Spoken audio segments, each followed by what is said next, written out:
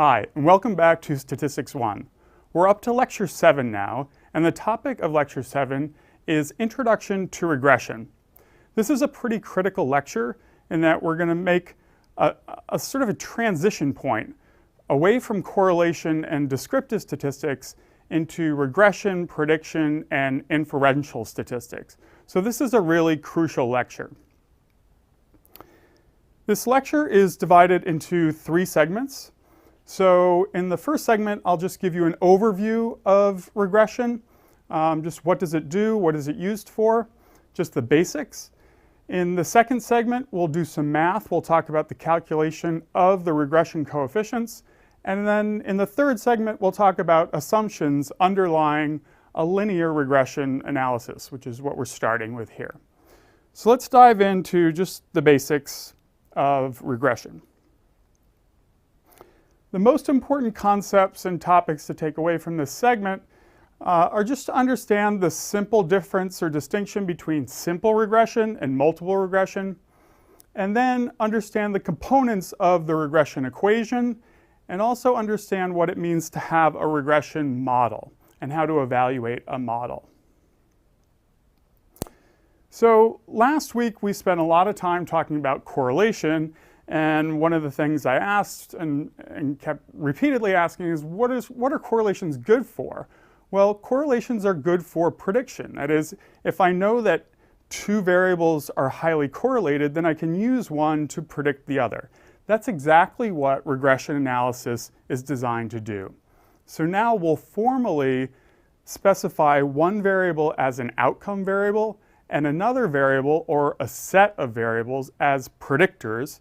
And we'll create a regression equation, regression model, to predict scores on that outcome variable. So that's regression in a nutshell. And very simply, the distinction between simple regression and multiple regression is simple regression only involves one predictor variable, whereas multiple regression, we can have as many predictor variables as we want.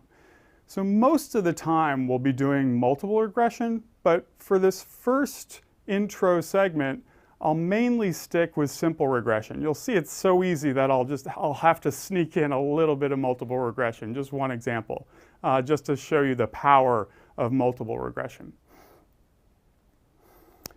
The example I'm going to use for this segment is an example that you should be used to by now. It's the impact data set. We used it way back in Lab 2. We actually used it in Lab 3 as well. But if you're only following the lectures, if you're not watching the labs, then you can go to this website and get a feel for what the impact assessment tool does. It's an online assessment tool designed to investigate the effects of sports-related concussion. And again, we looked at these data in Labs 2 and 3, actually.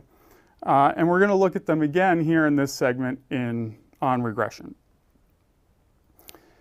So if you recall, impact provides data on 6 measures or 6 variables. It assesses sort of cognitive performance and also asks athletes about symptoms that they might be experiencing perhaps after suffering a really bad injury while playing a sport or while practicing.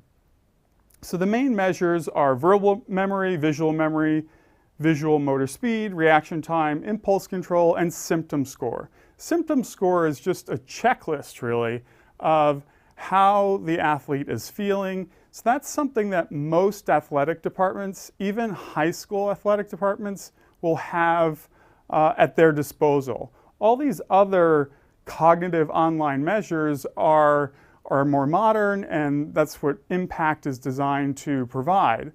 So what we're going to do in this segment is see if we can predict symptom score from these newer measures. So if you go back to the labs, and particularly Lab 3, we saw this correlation matrix. So remember, the topic of last week was correlation and measurement, and in the lab we talked about correlation matrices. So you've seen this before, but let's review. These are the correlations among the 6 main measures before athletes incurred any injury. So you see some things that make sense. So for example, if we look at the correlation between verbal memory and visual memory, that's about 0.42. It's positive. So that's good. That makes sense. They're two memory measures. We also see a correlation of negative 0.5 between visual motor speed and overall reaction time. The reason it's negative is because higher scores on visual motor speed meant better performance, whereas lower scores, faster reaction times and overall reaction time meant better performance. But they're both speed measures, so the fact that they're correlated is good. But remember, the other thing to notice in this pre-injury data set is symptom score doesn't really correlate with anything. And that's because the athletes aren't really experiencing any symptoms. They're healthy. No one's suffered an injury yet. And we demonstrated this graphically in our fancy scatter plot matrix organized by color. So the brighter colors indicate stronger correlations. So you see here is the correlation between verbal memory and visual memory that I referred to.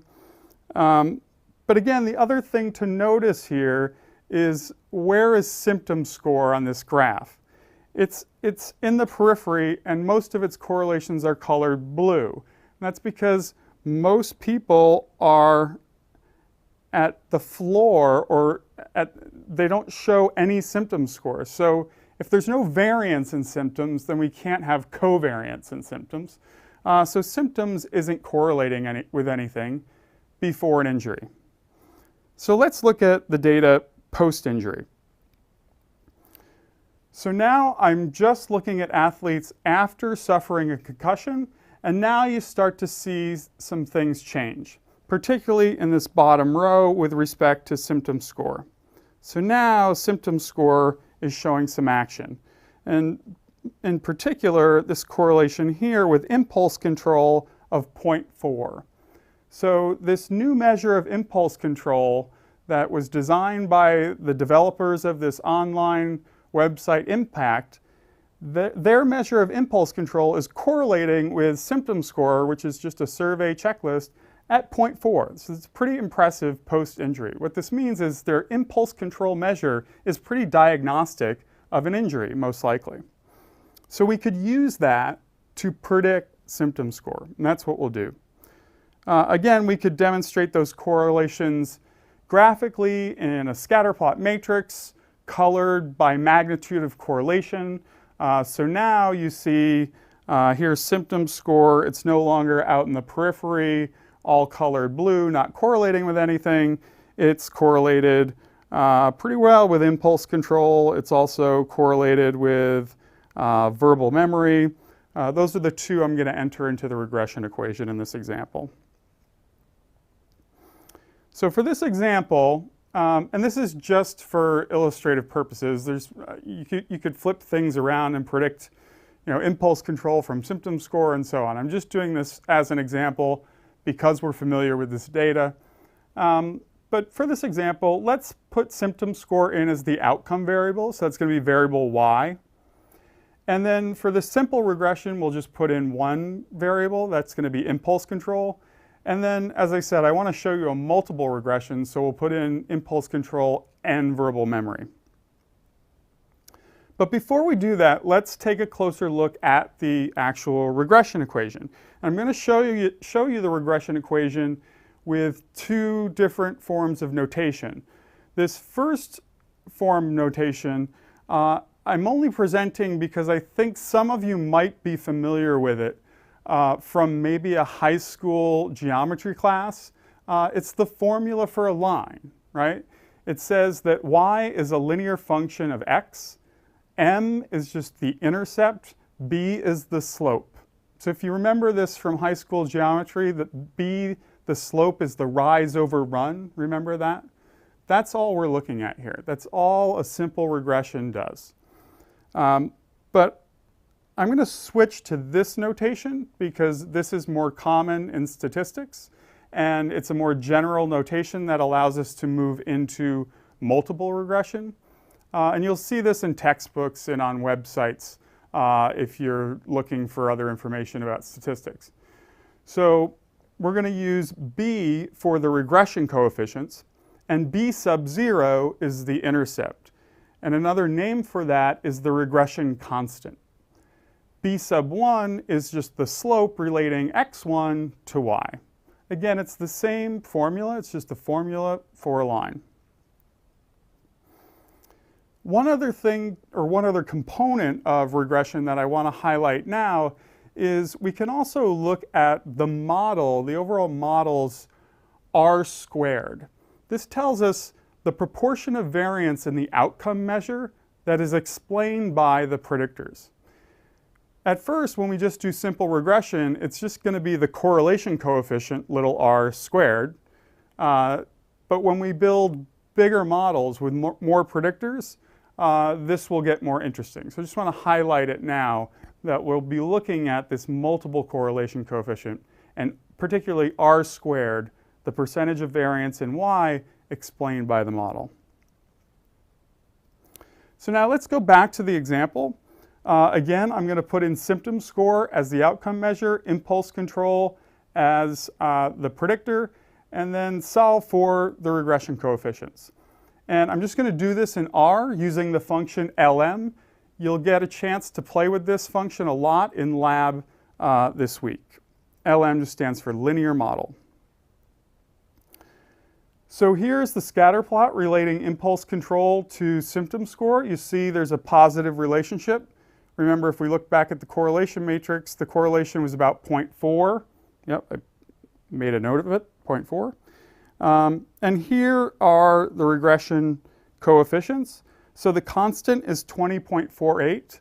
Again, that's just the intercept. That's the predicted score on y when x is 0. So 20.48, that's right there. It's the predicted score on y when x is 0. And then the slope of this line is 1.43. What that tells us is with every 1 unit increase in x, there's a 1.43 increase in y. This last part again has to do with the model R squared. Since this is just a simple regression, all I do is just square little r. So r was 0.4, r squared is 0.16. So impulse control is explaining 16% of the variance in symptoms. Now, I got all of those numbers from the output that I got from R when I ran this LM function. And again, you'll have a chance to do this in lab, but just notice at the top, I call this function LM with symptom as the outcome, impulse control as the predictor, and then I asked for a summary. There's a lot of information here, and we'll cover a lot of this in lab, and then some more of it next week when we cover multiple regression in depth. I just want to point out here, this is where the regression coefficients came from. So there's that 20.48 and 1.43, and then down at the bottom, there's my 0.16 or 16% as r squared. But the other thing you'll notice, and I want to highlight, and this is where I'm referring to this lecture as sort of a transition lecture, is there's all this other stuff over here. R gives us all this other stuff, these t values and p values, because now when we're doing regression, we're most likely engaging in inferential statistics. We're not really interested in just describing this sample. We want to know if this sample, the results from this sample, are going to generalize to other samples. For example, if I'm a high school football coach and I want to know, does this online assessment tool work, I'm going to look at somebody else's data and then just use it at my own school. I'm not really interested in the descriptives in these data. I want to know if I can make an inference from these sample data to a more general population. And when we engage in inferential statistics, we're going to start looking at these p-values and making probability judgments. And I'm going to have a lot to say about that in the next 2 lectures. But I just wanted to highlight it for you now. Okay, so as I said, we're going to build regression models that are much more interesting than just having one predictor. We'll typically have 2, 3, lots of predictors in there. And we'll just keep adding in more predictors until we get better models. So to produce better models, we can add more predictors, or we could just develop better predictors. So remember the lecture on measurement. We could come up with more reliable measures or more valid measures of our construct. So it doesn't always have to be just adding in more predictors. But to see how this works, let's just do a very quick example. I know this segment's getting a little long, so let's just zip through this second example. I'm just going to add in verbal memory as a second predictor into this regression. Again, you can just use the function lm in R, which you'll do in lab this week.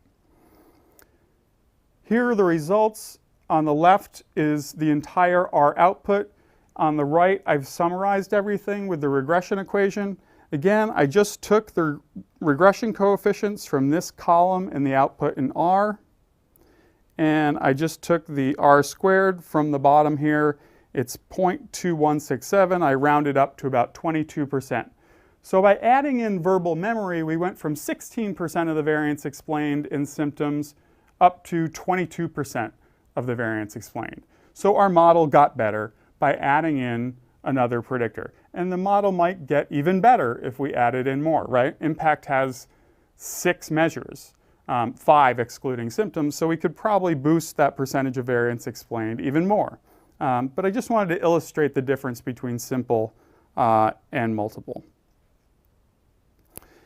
The trick with multiple regression, and we'll cover this in detail next week in a full lecture on multiple regression, is you can't visualize it all in one scatter plot because now there are 2 predictors. And imagine if we have, say, 6 predictors. You can't visualize it in one graphic. Here on the left is the scatter plot relating impulse control to symptoms, and on the right, verbal memory to symptoms. There is one way, though, to capture it all in one scatter plot. And again, that's through the model R and R squared.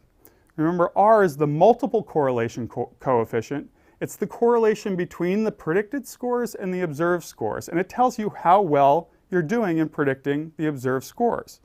So if I save my predicted scores in R, and we'll show you how to do that in lab, then you could plot another scatter plot with the predicted scores on the x-axis and the actual observed scores on the y-axis. Again, I know from my output that that was 22%. If I take the square root of that, what that indicates is the correlation between the observed and the predicted scores is 0.47.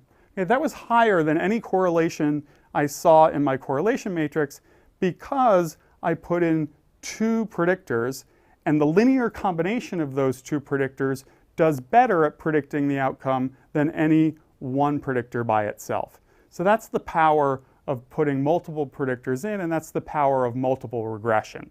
So just a glimpse of that now. We'll get to it in more detail next week. So to wrap up this segment, again, the most important concepts to take away are just the distinction between simple and multiple regression, the components of the regression equation, and the idea that we can build regression models and look at the model R squared, which is the percentage of variance explained in the outcome measure by that set of predictors in the model.